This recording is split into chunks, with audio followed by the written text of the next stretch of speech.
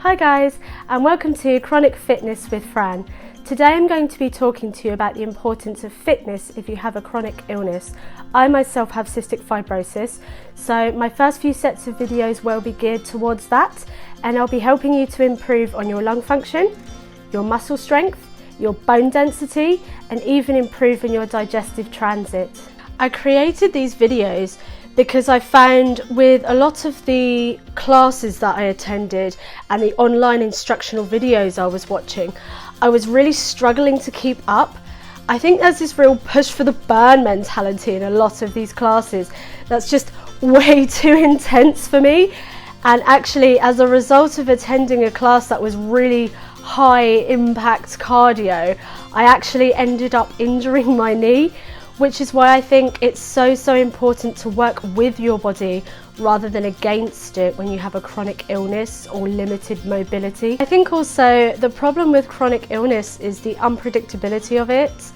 You know, one day you can feel amazing at 10 a.m. and you want to get down the gym and do all of these things, and then the next day at 10 a.m. you can struggle to get out of bed. That's why I created this workout plan.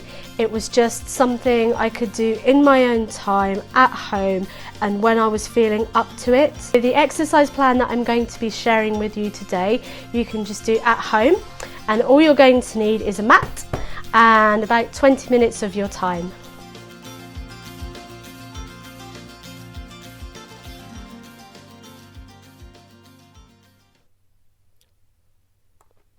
So we're going to begin flat on our backs, and we're going to be doing some leg raises. What I like to do is keep my stomach pulled in about 50%, and to remind myself to do this, I just place my hands on my belly, and it just reminds me to keep my core engaged and keep my stomach pulled in. So we're just raising our legs here. So we're raising our right leg and back to the mat, and then our left leg and back to the mat, and repeat this about 10 times. And what this does is it just wakes up the lower half of your body and your core, so it just gets your muscles ready for the rest of the workout that we're going to be doing. Try to remember to keep your legs at a 90-degree angle when you come up. I don't always remember to do this, but try to keep everything as straight as possible. So I repeat this action twice, so 10 times, have a rest, and then we'll do another 10 leg raises.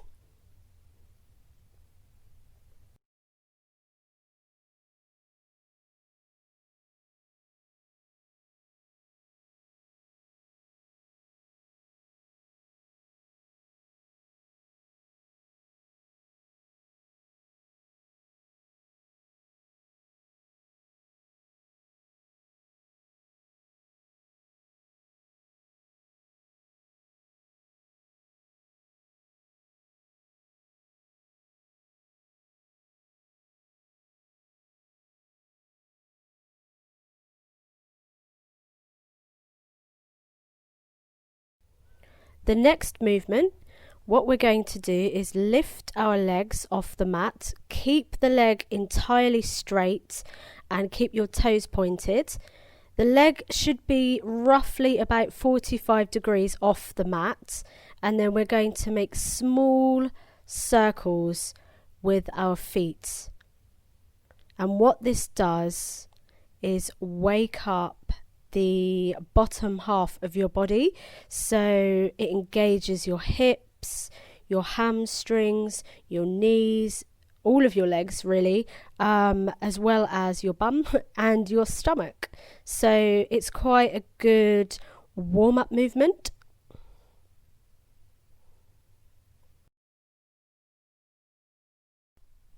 So you can repeat this action about 6 times. So 3 circles for each leg, and then we're going to raise our legs again to that 90-degree angle. Remember to keep your core engaged, your stomach pulled in, And what we're going to do here is place our hands on our thighs, breathe in and then on the exhale, push our hands against our thighs. So you're creating a resistance in your body. So you're pushing against yourself.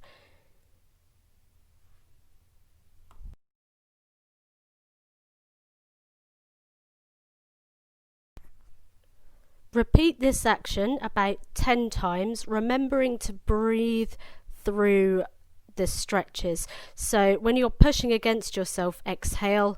When you're relaxing, breathe in. When you're pushing, exhale. When you're relaxing, breathe in. It just makes it a lot easier.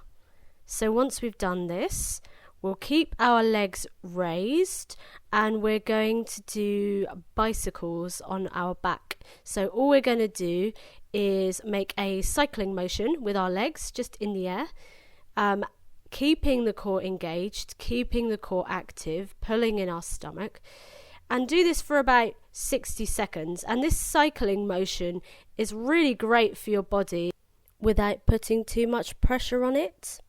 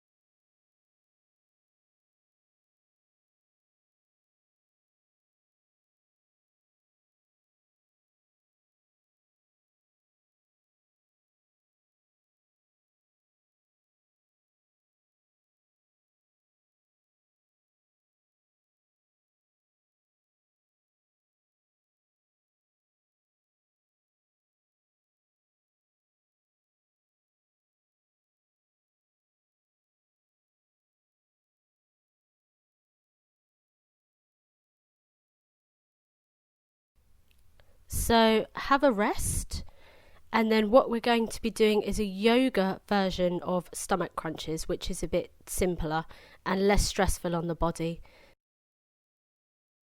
Next, we're going to raise our legs again to that 90-degree angle and put our hands behind our head, like a little pillow behind our head.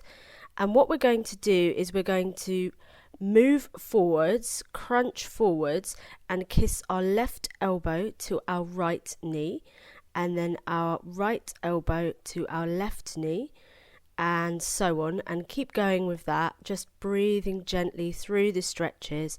Don't push yourself too hard here.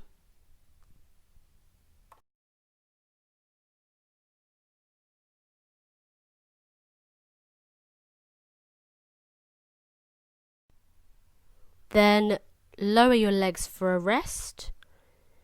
Have a breathe. I normally do 3 or 4 deep breaths. Raise your legs and we'll do another 10. So if you don't feel like you can manage the extra 10, don't worry. You can just sit and relax through this portion of the video until I've finished. Some days you feel like you can do 20, some days you feel like you can do 10, and some days, even myself, when I'm struggling, I'll just do like 5, and even 5 is better than none.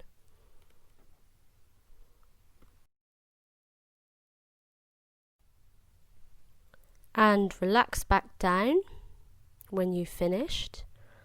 And what we're going to be doing next is overhead stretches. So we'll be lifting our arms up and over our head, and then back down to the mat. And repeat this about 3 or 4 times, and this just opens up the shoulders.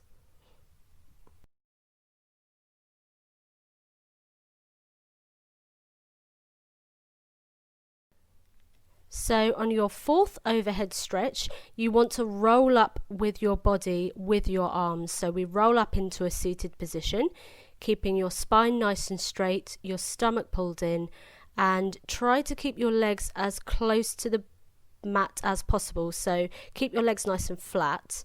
If this is too hard, just raise your legs a bit. It did actually take me quite a while to be able to flatten my legs against the mat. Then we open our arms and we're going to be twisting our upper torso from left to right without moving our bottom half. So the way I remember to do this correctly is to twist my body left towards my left big toe, then back to center, and then right towards my right big toe, and then back to center.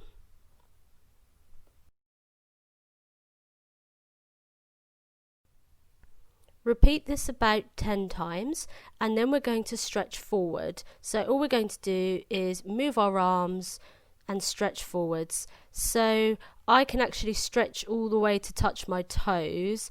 If this is too hard for you, feel free to just stretch forwards and touch your ankles, or stretch forwards and touch your shins.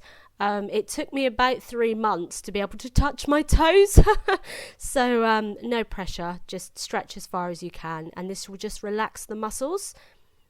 And then we'll take it up again. Open our arms again, keeping our spine straight and our stomach pulled in, and we'll do another 10 twists.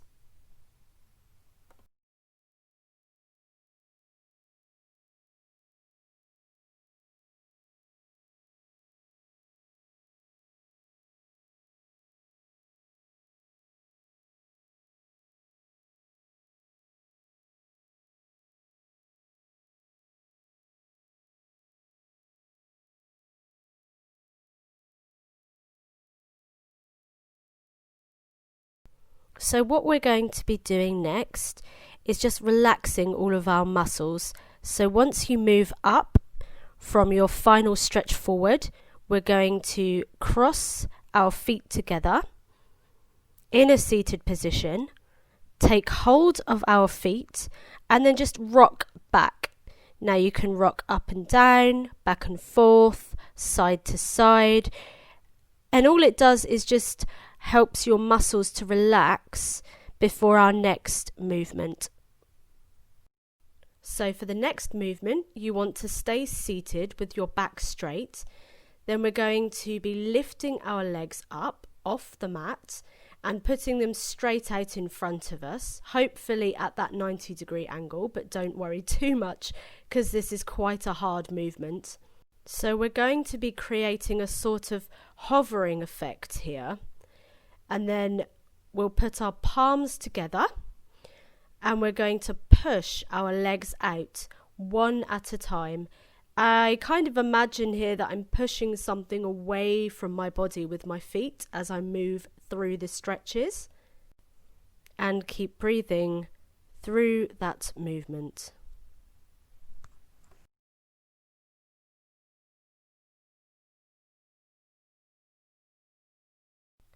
Take some time here to cross your legs over again, to hold onto your feet and to rock backwards. We'll just stretch it out a bit here because that's quite an intense movement. So we're just going to rock again just to ease out the muscles. And when we come back up, we'll do another 10 pushes. If you feel like another 10 is too much, don't worry. Just take this time to rest.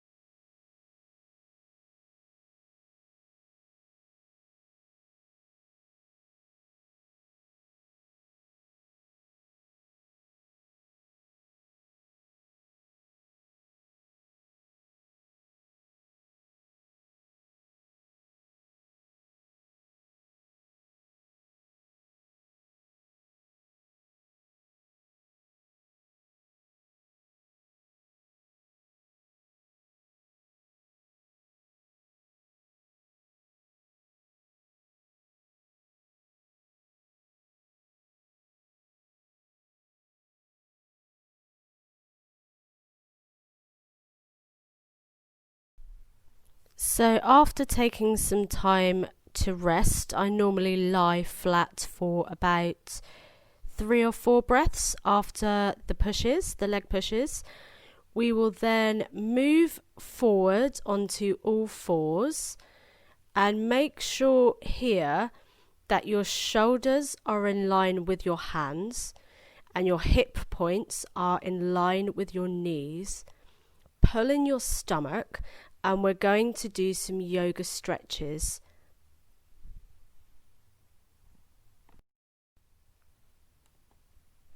So when you feel ready, we're going to stretch forwards on an inhale. So inhale, stretch all the way forwards, all the way up, moving your head and your chest upwards, and then exhale and release back down, moving into your body, releasing your head, tightening your stomach muscles. Then on the inhale, move up and outwards again, nice and slowly, stretching up, up, up, up. And then on the exhale, stretching back, travelling up along the spine, back, inwards, all the way until your head releases. Take a breath cycle here. And then stretch up one more time, all the way up. And exhale, release back down. All the way down, rounding the spine. And then inhale, back to all fours. Now we are all stretched out. We're going to be moving our right knee to our right elbow and back again. And then our left knee to our left elbow and back again. Do this in quite short, sort of sharp successions, and make sure you're breathing through it. Always breathe through. We're going to do 10 of these, and these are actually good for your abs, so these are stomach crunches, but it's also good for your upper body strength, your arm strength, your back strength. It pretty much does everything. Then we're going to come up onto our knees here and just roll everything out just to relax. So roll out the shoulders, roll out the wrists, and maybe a few stretches overhead. Then we'll come back to all fours and repeat the action for another 10 times. I think I do it 20 times in this video, but you don't need to do it that many times if you don't want to.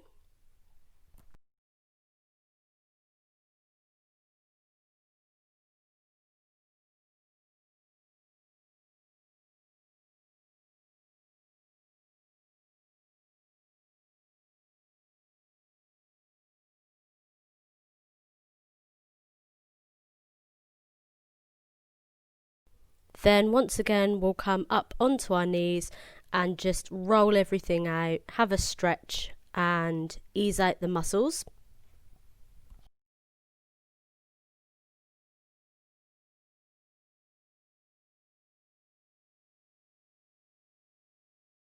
Then we'll be moving forwards and moving down into a plank position. Hold this position for about 30 seconds. The lower you can get your hips towards the mat, the harder it will be. So just see how your body's feeling. No need to push yourself. And make sure your legs are nice and straight and your arms are in line with your shoulders.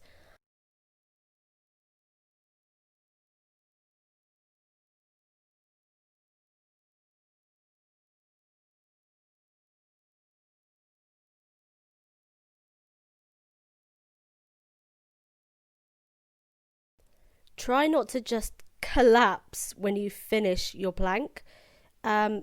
Push your legs up and back so you can maneuver yourself into a kneeling position.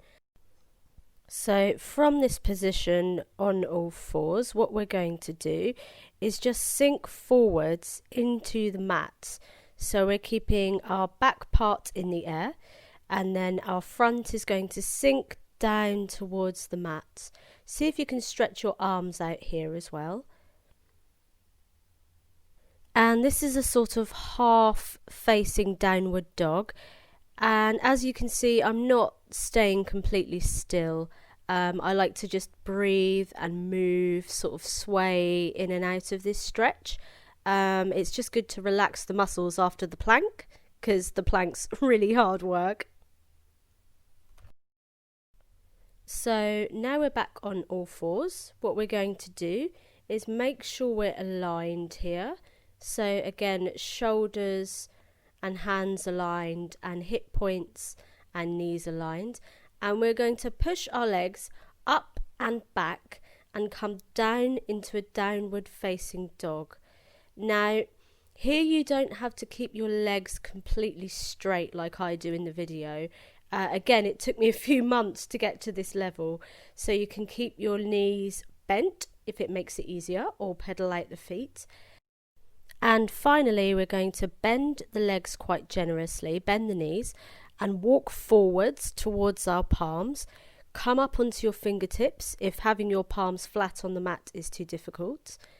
And we're going to hang here for about 3 breaths and breathe into the back of our spine and just bend our legs nicely and slowly roll up into a nice comfortable standing position.